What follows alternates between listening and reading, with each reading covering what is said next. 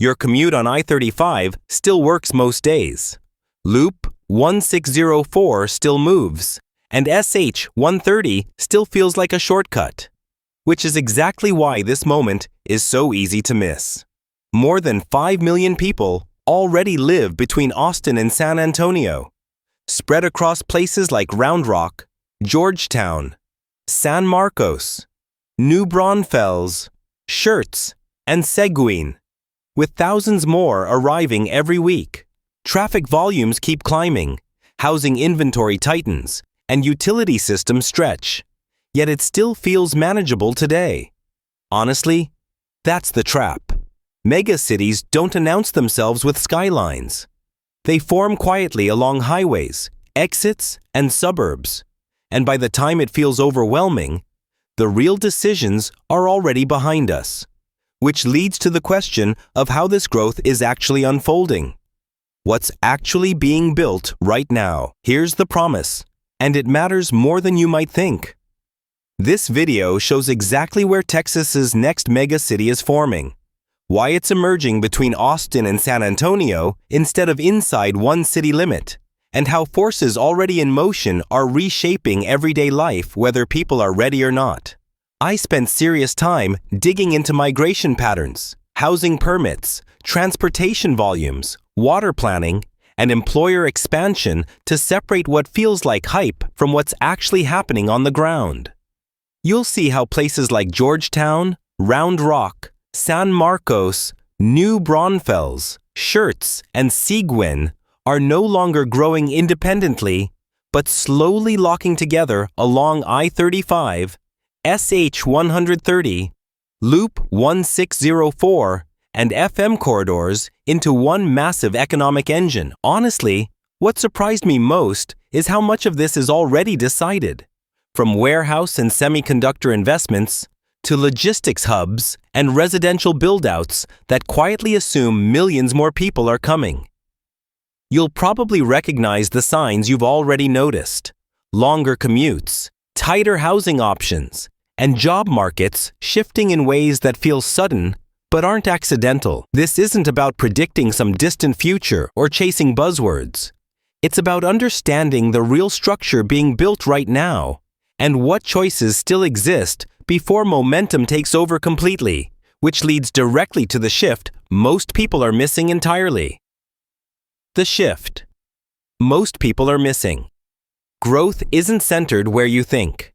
Here's what surprised me when researching this region. The biggest change isn't happening in Austin or San Antonio at all. It's happening in the miles between them. Most people still picture a megacity as one dominant skyline swallowing suburbs. But Texas is doing this differently. Places like San Marcos, New Braunfels, Kyle, Buda, Schertz, and Seguin aren't feeder towns anymore.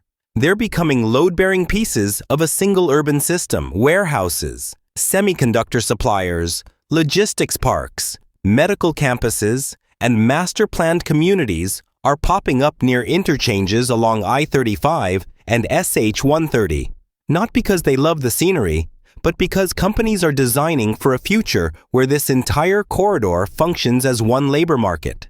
You'll notice employers posting jobs that assume hour-long commutes across multiple counties. Home builders pricing land as if nearby cities are interchangeable, and traffic patterns that no longer point toward a single downtown. Honestly, this is the mental shift most people haven't made yet. The growth isn't radiating outward. It's stitching sideways, quietly turning distance into density. Once you see that, the next question becomes unavoidable. Why Texas, of all places, is pulling this kind of gravitational force right now? Why Texas became the gravity center. The fork is pulling everything in. Most people assume Texas growth is about one simple thing, like taxes or cheap land. But that explanation falls apart the moment you zoom out. Texas became the gravity center because multiple advantages stacked at the same time and reinforced each other. The state sits at the center of major north-south and east-west freight routes, which makes corridors like I-35 and SH-130 incredibly valuable for logistics, manufacturing, and distribution. Texas consistently produces more engineering, tech, and medical graduates than most states, feeding a workforce pipeline that companies can actually scale with. Employers aren't just chasing lower costs. They're chasing reliability, speed, and talent density. Add in a business environment that moves projects from approval to construction faster than most regions, a power grid built for industrial demand, and land availability that allows massive campuses instead of cramped towers, and the picture sharpens. You've probably felt this already as job postings multiply across counties, not just city centers. Honestly, this is why migration keeps compounding instead of slowing.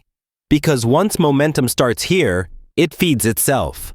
The surprising part is that this gravitational pull doesn't concentrate everything into one city, which brings us directly to how megacities are actually born in corridors, not downtowns. The corridor effect, where a megacity is actually born. Megacities aren't born where most people expect. They don't start with a taller skyline or a flashy downtown announcement. They start when the space between cities stops behaving like empty space. Along the stretch of I-35 and SH-130, the distance between Austin and San Antonio is no longer a gap. It's becoming connective tissue. Distribution centers near San Marcos feed employers in both directions. Semiconductor suppliers near Taylor influence housing demand in New Braunfels, and medical systems plan campuses assuming patients and workers will come from multiple counties. You'll notice retail following rooftops, rooftops following job centers, and job centers anchoring themselves near interchanges instead of city halls. Honestly, this is the weird part most people miss. Once travel time matters more than city limits, the corridor itself becomes the city.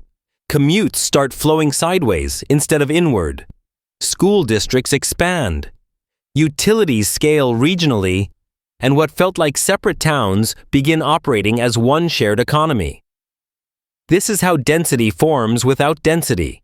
And once that switch flips, infrastructure either adapts or buckles. Which brings us to the tipping point Texas is rapidly approaching. The infrastructure tipping point, where growth quietly starts to break things. This is the phase where everything still technically works, which is exactly why it's dangerous.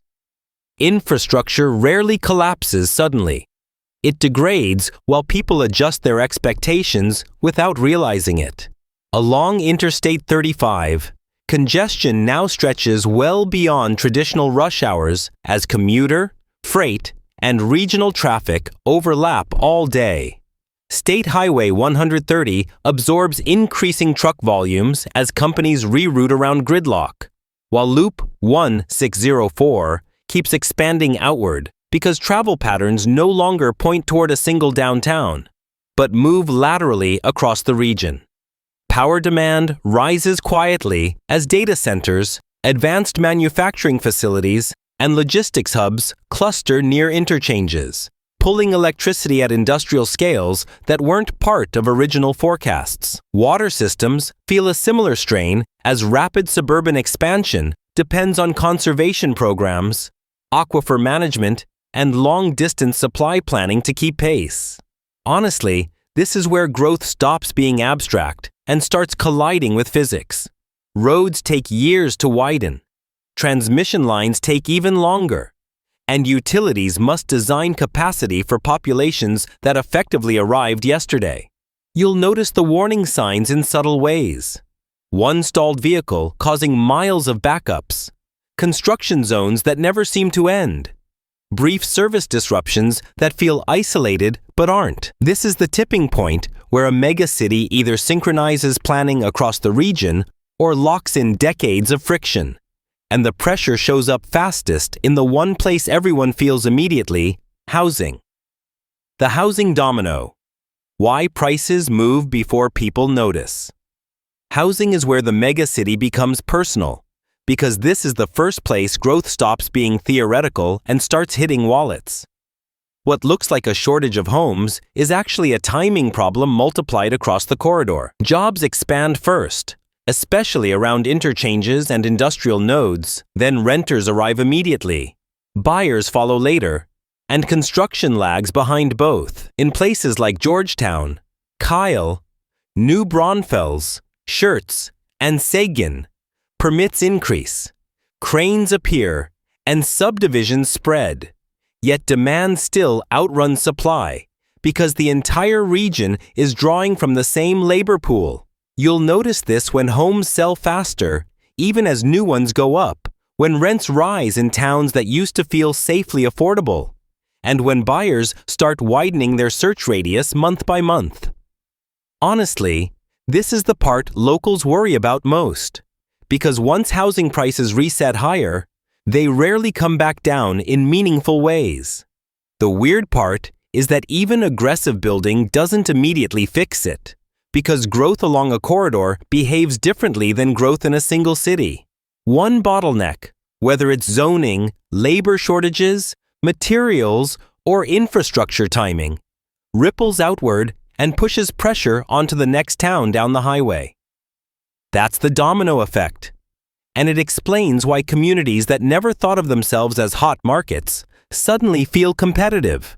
Housing reacts first because it's sensitive to momentum, and once momentum builds, the next thing to shift is where and how people actually work. The jobs that change everything. Why employment patterns redraw the map. This is where the megacity locks itself in, because jobs decide where people live, drive, and spend. Long before planners catch up, the Austin-San Antonio corridor isn't growing because of just any jobs. It's growing because of scale-shifting ones. Advanced manufacturing, semiconductor supply chains, electric vehicle production, data centers, logistics hubs, healthcare systems, and defense-related industries all favor large sites near highways, power infrastructure, and airports, which explains why growth keeps clustering along Interstate 35, State Highway 130, and nearby industrial parks instead of downtown cores. These employers don't hire a few hundred people and stop. They hire thousands directly and pull in contractors, suppliers, and service workers who all need housing within a reasonable commute. You'll notice job postings that quietly assume cross-county travel, offices designed for regional teams, and wages that ripple outward into towns that never used to compete at that level. Honestly, this is why the region feels busier even when unemployment stays low. The weird part is that once these job ecosystems form, they reinforce themselves, because talent attracts more employers. Employers attract more housing, and housing expands the labor pool even further. That feedback loop is what turns a corridor into a single economic machine. And it's also what forces communities to confront a harder question about what kind of place they're becoming. The cultural fork in the road. Growth changes identity before people realize. This is the moment where growth stops being about numbers and starts becoming about identity. Every megacity hits a fork where culture either gets intentionally protected or quietly diluted, and the Austin-San Antonio corridor is standing right on it. You can already feel the tension in places where longtime residents and newcomers experience the same city very differently. Local businesses struggle to compete with national chains that follow rooftops. Historic neighborhoods feel pressure from rising land values, and communities that once defined themselves by heritage, language, or tradition suddenly feel rebranded without being asked. Honestly, this is the part people are afraid to say out loud.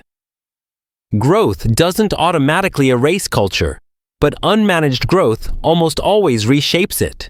You'll notice cities wrestling with how much density to allow, how to preserve local character, and how to keep working families from being priced out of the places that gave these towns their identity in the first place. The weird part is that culture doesn't disappear overnight. It thins, fragments, and relocates until it no longer feels central. Some regions lean into this moment and strengthen what makes them distinct, while others drift into becoming interchangeable stops along a highway.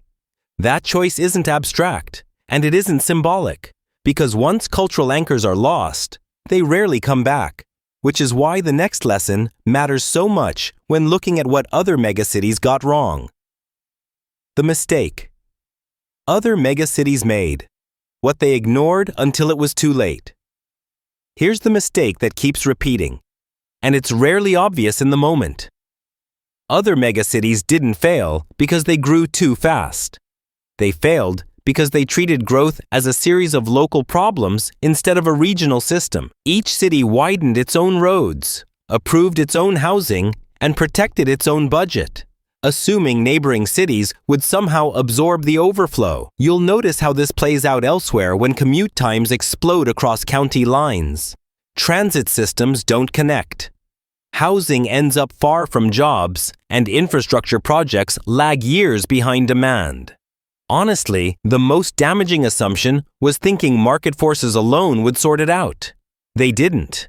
The weird part is that leaders often believed they were being responsible by focusing inward, when that inward focus quietly locked in congestion, displacement, and inefficiency for decades.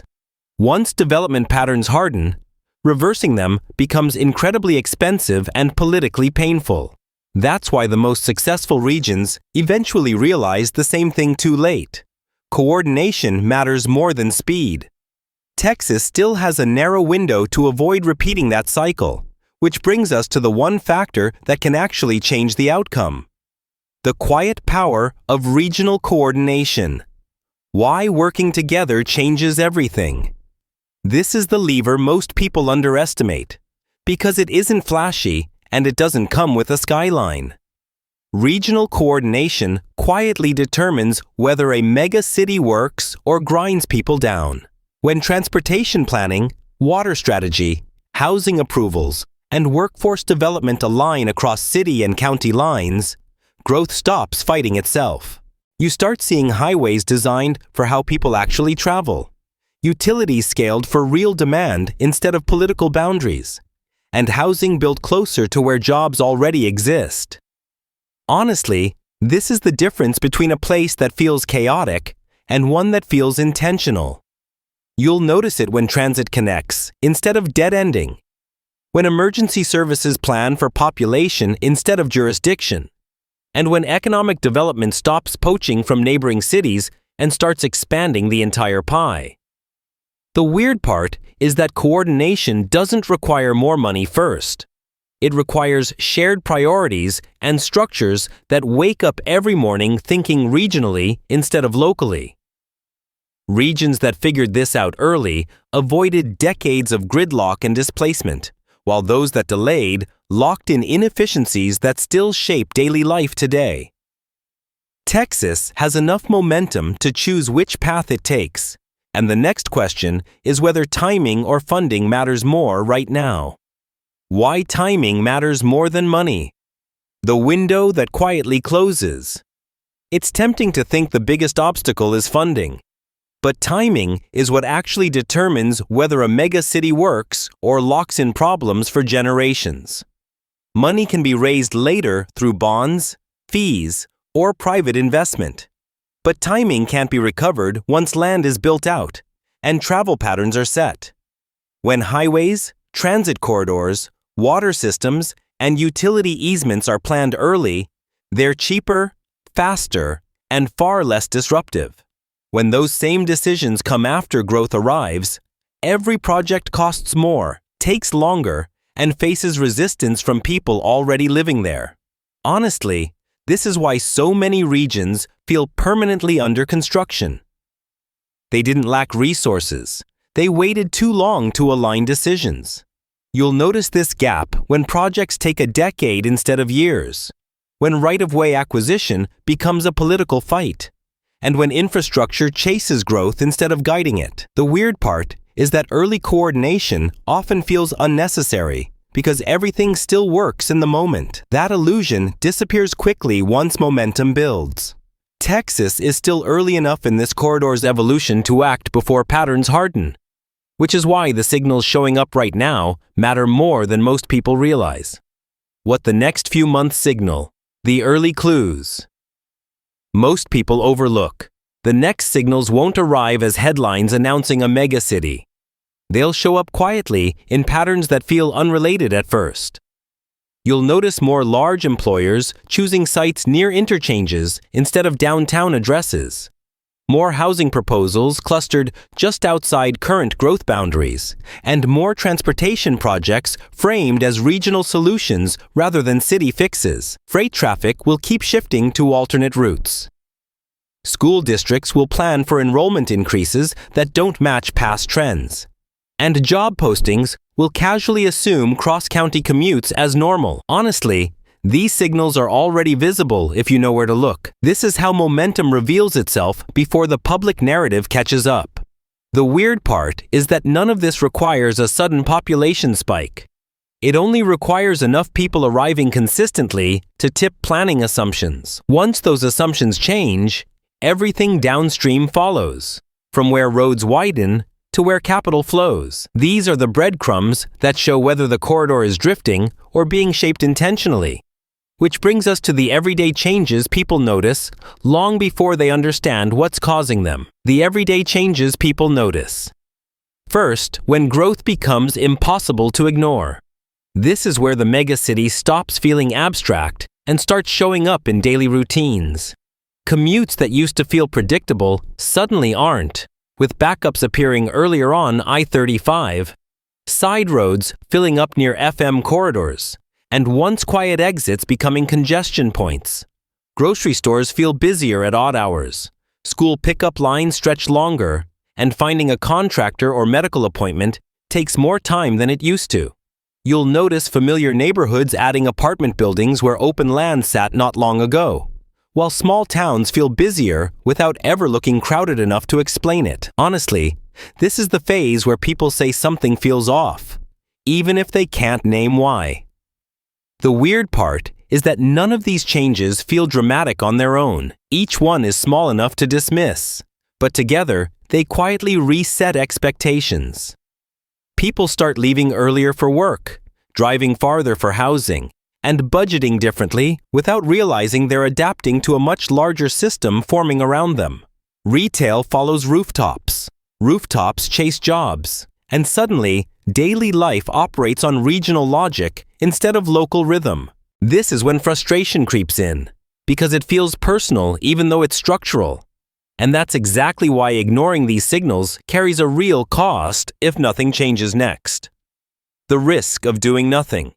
How inaction quietly locks in the worst outcome. Doing nothing feels safe because it avoids hard choices. But in fast-growing regions, inaction is still a decision with permanent consequences. When growth continues without coordination, congestion becomes the default rather than the exception, pushing commute times longer every year without ever fully solving the cause.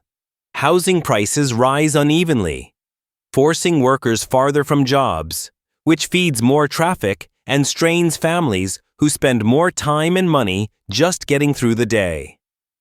Utilities chase demand instead of planning for it, making systems more fragile during extreme weather and peak usage. Honestly, this is how regions slowly lose their competitive edge without realizing it. Businesses still arrive, but productivity drops. Quality of life erodes in ways that don't show up on spreadsheets right away.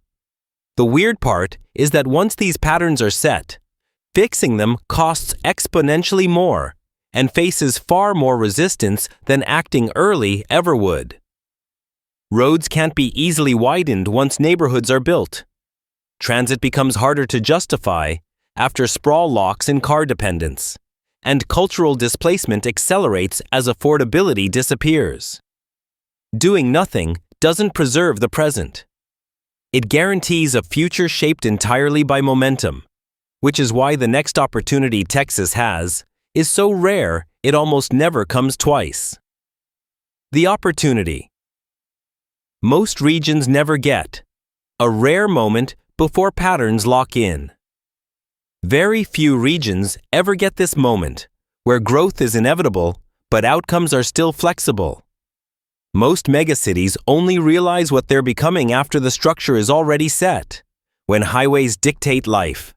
Housing is locked into distant sprawl, and fixing mistakes feels impossible. This corridor is different because it's still forming sideways rather than outward, which means decisions made now can shape how people actually live, instead of just reacting to pressure later. There's room to align housing with jobs, to design transportation that reflects real travel patterns, and to protect water, land, and culture before scarcity turns everything into a zero-sum fight. Honestly, this is the advantage of being early. The weird part is that this opportunity doesn't feel dramatic because nothing has fully broken yet. That's exactly why it matters. Regions that succeed don't wait for crisis. They act when the future is still negotiable. Texas has the scale, the momentum, and the leverage to build a mega city that functions instead of frustrates, but that only happens if the next decisions are intentional. Which raises the quiet question locals are already thinking, but rarely say out loud. The question locals are afraid to ask: who is this region really being built for? This is the question people feel but hesitate to say out loud, because it cuts deeper than traffic or housing prices.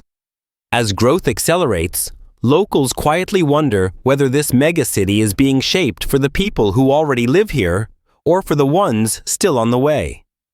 You'll hear it in conversations about rising property taxes, in concerns about whether kids will be able to afford to stay close to family, and in the tension between welcoming opportunity and fearing displacement. Honestly, this question isn't about resisting change. It's about belonging.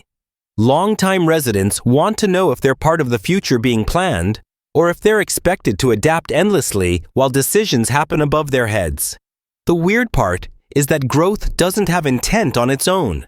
Intent comes from choices. Zoning decisions, infrastructure routes, school investments, and transit access quietly signal whose lives are prioritized. When people feel excluded from that process, trust erodes even if the economy thrives. This question matters because once communities feel written out of the story, cohesion fractures, and that fracture shapes everything that comes next, including the single decision that ultimately determines how this mega city feels to live in, the decision that shapes everything: plan together or drift apart. At the core of all this growth is one decision that quietly determines every outcome that follows. Whether the region plans as a single system or continues drifting as a collection of competing jurisdictions. This isn't about creating a new government or erasing local identity. It's about aligning the big moves that already shape daily life. Transportation corridors either connect logically or bottleneck endlessly. Housing either grows near jobs or pushes workers farther away. Water, power, and emergency services either scale intentionally or scramble to keep up. Honestly, this decision shows up in places people don't expect, like whether a new road actually reduces traffic or just moves it, whether new housing stays affordable or triggers displacement, and whether economic growth feels shared or extractive. The weird part is that this choice rarely feels urgent because no single vote or announcement defines it. It's made incrementally through cooperation or the lack of it. When cities and counties coordinate, small wins compound into livability.